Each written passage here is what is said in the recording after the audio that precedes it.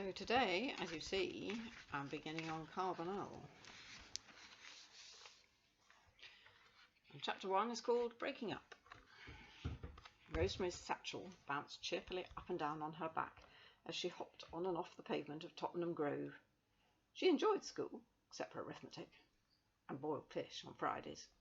But breaking up, as you'll have noticed, even if you haven't particularly distinguished yourself, gives everyone a delightful party feeling, particularly at the end of the summer term. Rosemary Brown was fizzing with it as she bounced up and down on the curb. She'd just reached the pillar box at the corner when Mary Winters came by with her friend Arlene. "Hello, Rosie," said Mary. "We're going to Blackpool tomorrow." "Blackpool is common, my auntie says. We're going to Bournemouth." Arlene wore brooches and sometimes a gold bracelet to go to school, although it was not allowed. Her auntie thought a great many things were common. Auntie itself is common, of course. Her aunt, she should have said. "Where are you going, Rosie?" Rosemary hopped off the curb, changed feet, and hopped on again with great deliberation. "Nowhere," she said, as carelessly as she could manage. "Poor thing," said Arlene, with maddening pity, and the two friends hurried off, giggling together. Rosemary went on doggedly hopping, but the party feeling was only fizzing at half-cock now. Mary and Arlene knew quite well she was unlikely to be going away. It was hard enough for her mother to manage at all, because she had no money but her widow's pension and what she earned by sewing for people. Rosemary stopped hopping. Her satchel was beginning to hurt when she bounced. It was heavy because it was full of end-of-term things, a rather squashy piece of clay modelling, her indoor shoes and a dirty overall, as well as some books. She ran the rest of the way down Tottenham Grove, with her short pigtails flapping up and down sideways like the blades of an old pair of scissors. Rosemary and her mother lived at number 10, in 3 furnished rooms on the top floor, with use of bath on Tuesdays and Fridays, as often as that, and a share of the kitchen. It wasn't a very pleasant arrangement, because the furniture was ugly. Most of it was covered with horsehair that pricked, even through a winter tunic, and the bathroom was always festooned with other people's washing. But it was cheap, and it would have to do until they could find somewhere unfurnished, and then they'd be able to use their own comfortable, shabby belongings again. The houses in Tottenham Grove were all exactly alike, very tall and thin, with a great deal of peeling paint and cracking plaster. Once they'd been rather grand, with servants in the basement, and carriages driving up to the front doors, and ladies with very large hats and very small waists paying calls. Her mother had told her all about it, but Rosemary wasn't bothering her head about it at the moment.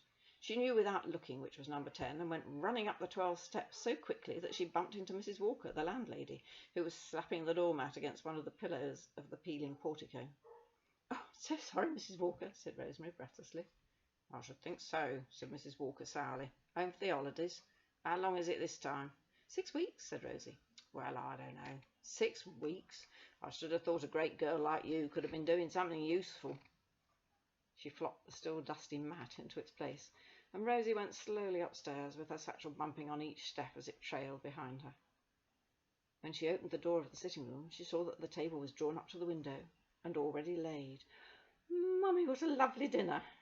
"Well, it's the first day of the holidays," said her mother cheerfully, "and I've just got 3 weeks' work from Mrs. Pendlebury Parker, so I thought we'd celebrate." There was a bunch of marigolds in the centre of the blue and white tablecloth, a constellation of small glowing suns. There were crescent rolls, tinned tongue and salad, and a bottle of bright pink fizzy stuff for Rosemary. "There's ice cream with stewed fruit afterwards," said her mother, "but hang your things up and wash first."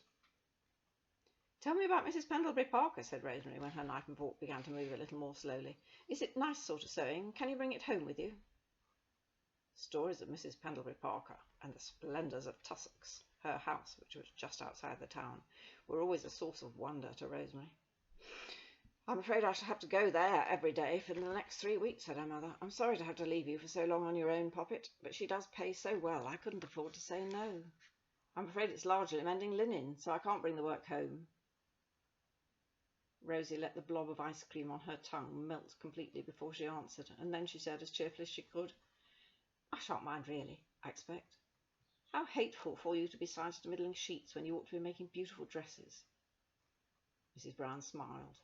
Never mind, darling. Think of all the things I shall have to tell you when I come home in the evenings. And perhaps, said Rosemary, brightening, you'll be rich enough afterwards to buy one of those things for making your sewing machine go by electricity. And then you'll earn so much more money we shall be able to go and live somewhere else, where your ladies will come to you, instead of you having to go to their houses, whatever the weather's like. And I shall dress in black satin and say, "This way, madam." Her mother laughed. I shall be able to say, "Oh, Mrs. Pendlebury Parker," I shall say. "No, I'm afraid I can't make you 12 flannel night dresses by the day after tomorrow. I never sew anything coarser than crepe de chine." They both laughed a great deal, and the meal ended quite cheerfully. When they'd finished, Mrs. Brown had to go into town to match some silks, so Rosemary cleared away and washed up the dinner plates. Next she put away her school things and changed into a cotton frock, and all the time she was wondering what she could do with herself for the next 3 weeks. Could she really do something useful, she wondered, as Mrs. Walker had suggested? It had been rather unfair to call her a great girl, because she was rather small for her 10 years. All the same, it would be wonderful, she thought, to earn some money without her mother knowing anything about it, and at the end of the holidays carelessly to pour a shower of clinking coins into her astonished lap. "Trouble is, I don't know what I could do," she said to herself. "I can't sew well enough. The only thing I can do is keep our rooms clean and tidy. I always do that in the holidays when Mum is busy. I can sweep and polish and wash up." She rather liked the idea, and by the time she'd done up the difficult button at the back of her cotton frock, Rosemary had made up her mind. She would go out daily and clean. Now she had a hazy idea it would be necessary to take her tools with her, in the same way that her mother took her own thimble, needles and scissors when she went out to sew. Dusters and a scrubbing brush would be easy, but Mrs. Walker wouldn't let her pass the front door with a broom without going into a long explanation, and then it would no longer be a surprise. "Well, there's nothing for it," she said to herself. "I shall have to buy one for myself." After much rattling and poking with a dinner knife in her money box, she produced 2 and 5 3 farthings. "Perhaps if I went to Fairfax Market I could find a cheap broom," she thought doubtfully. "It's rather a long way, but I think I could get there and back before tea time." So 2 and 5 3 farthings, that's almost 2 and 6, which was an eighth of a pound. I'll leave you to work that out in new pence.